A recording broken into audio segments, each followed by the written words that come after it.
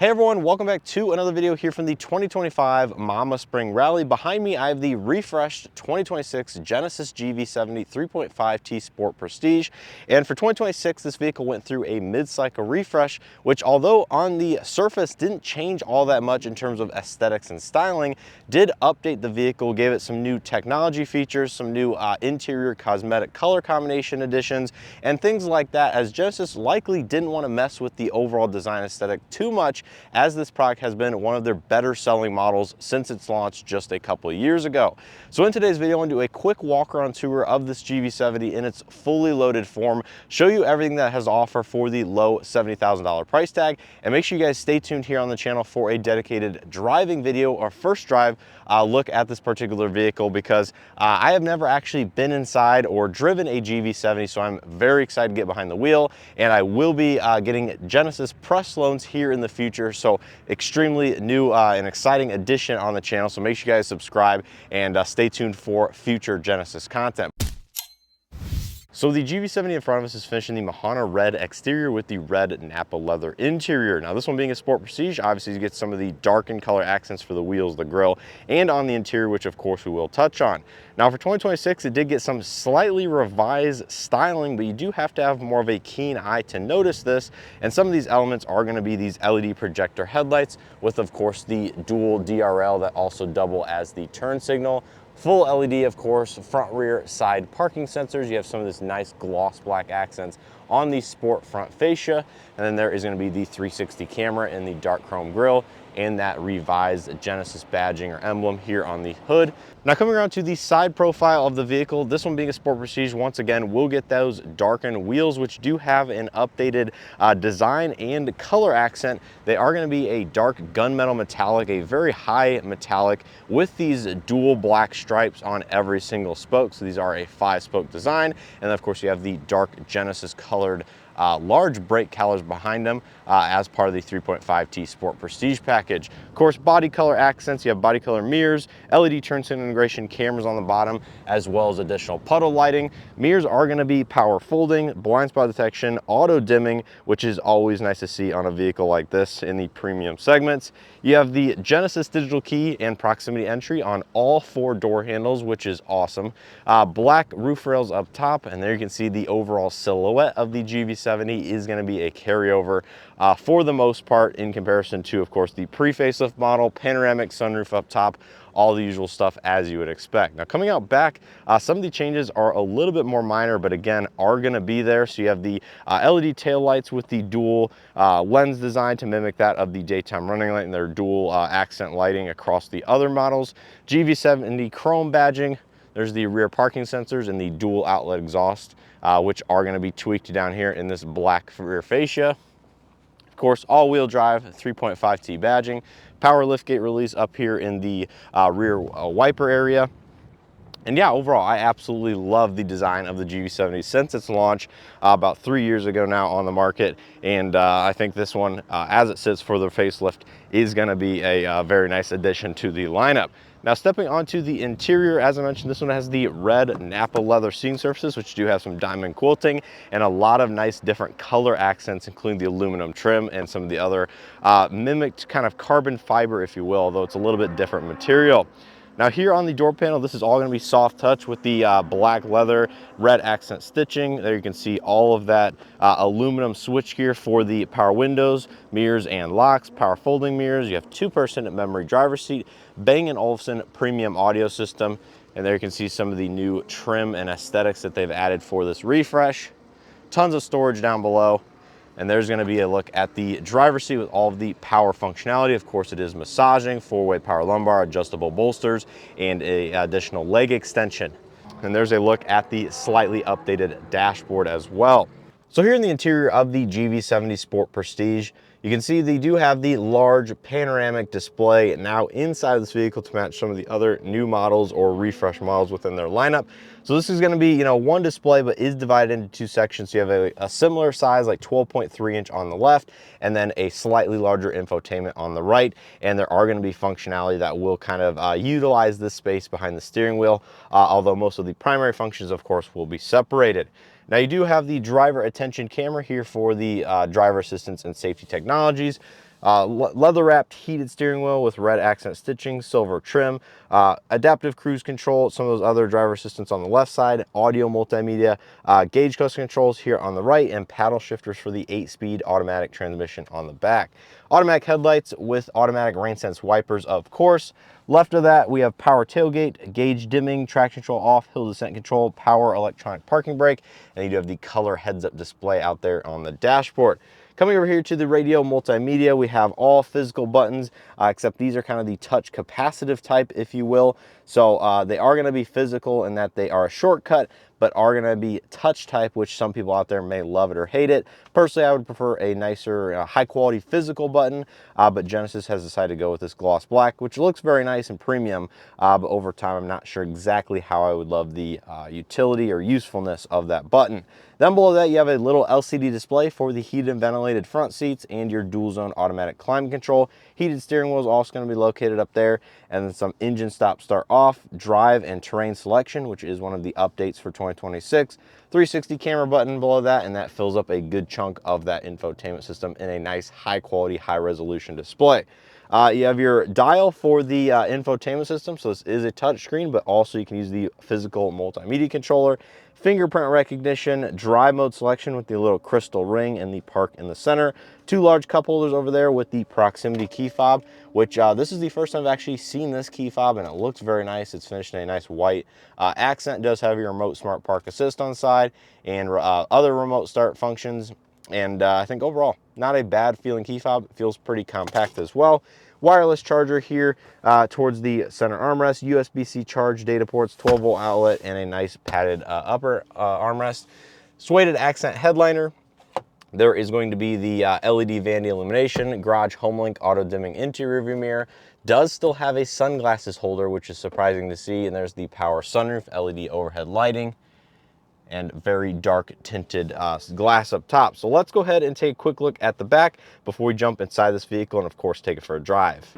So take a look at the rear seat. Of course, this one being a compact luxury SUV is going to be a little bit on the smaller side, a little bit smaller obviously than their GV80 in the midsize segment, and overall I think is still going to offer a lot of premium aspects in the rear seat. So there you're going to have the manual sunshades, you have power windows, there's the premium audio system, lock and unlock buttons in the rear seat, and there's the same Nappa leather with the manual adjustments for the recline here on the outside. Now stepping inside, this is not my rough seating position, but is pretty far back. And you can see my knees are basically touching the back, but I do have a good amount of headroom, and overall comfort back here is not skimping whatsoever. In terms of rear seat amenities, we have a 3rd zone automatic climate control, rear AC vents, there's the power adjustments for the passenger seat, 120-volt outlet, USB-C ports, and center armrest, 2 cup holders inside. All of this is very nice, soft touch premium materials.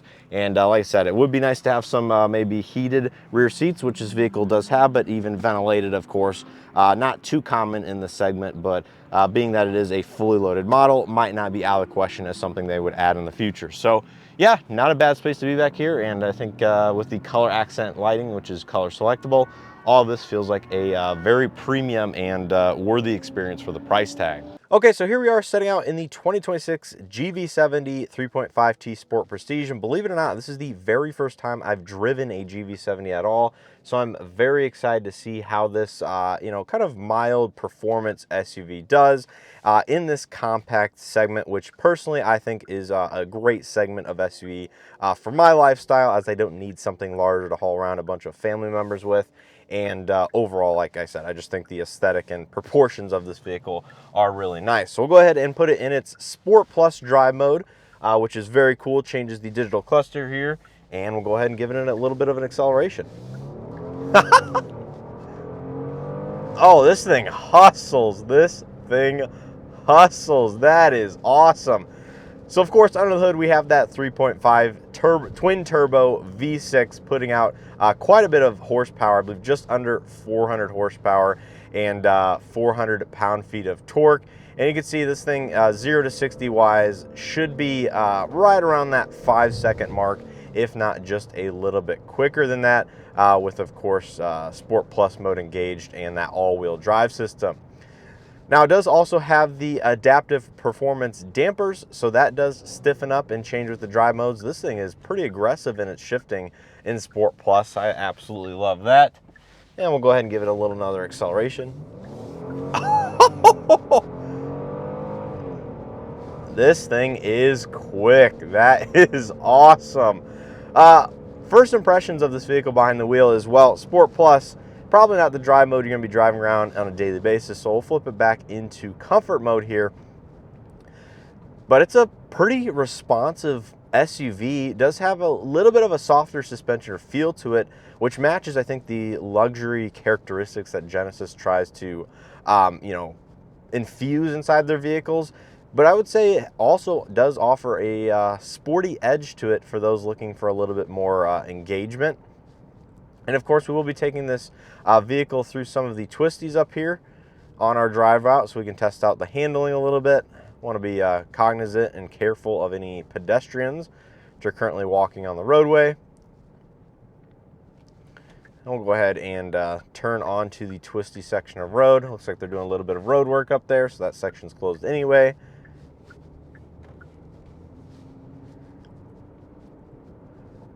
And as far as the feel behind the wheel, it is a very premium experience, I would say.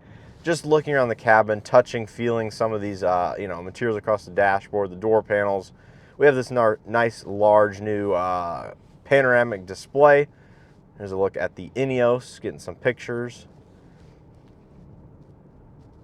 And I like how Genesis, listens to customer feedback and they change some of the physical steering wheel buttons back to actual buttons rather than the touch type that they were when this vehicle first launched. That was revisions that were made a couple years ago.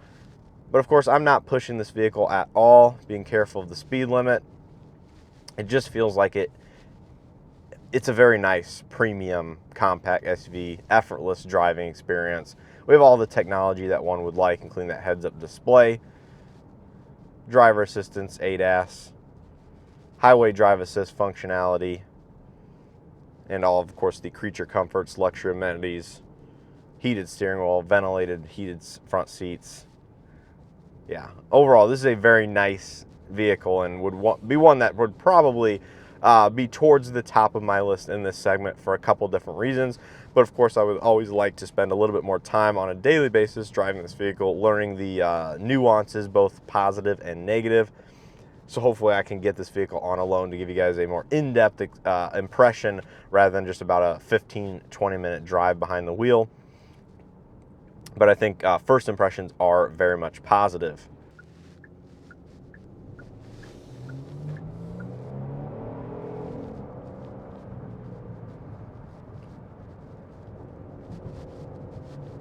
I love the sound, the throaty nature coming from underneath the hood here. In comfort drive mode, you can feel it's a little bit more floaty and soft, but that is totally acceptable and to be expected. As you can see, the cluster in front of us is reading the road signs. Looks like we have a little bit of more construction up here. Road work going on. Handle those bumps actually very, very easily. Not too much discomfort or NVH translating into the cabin.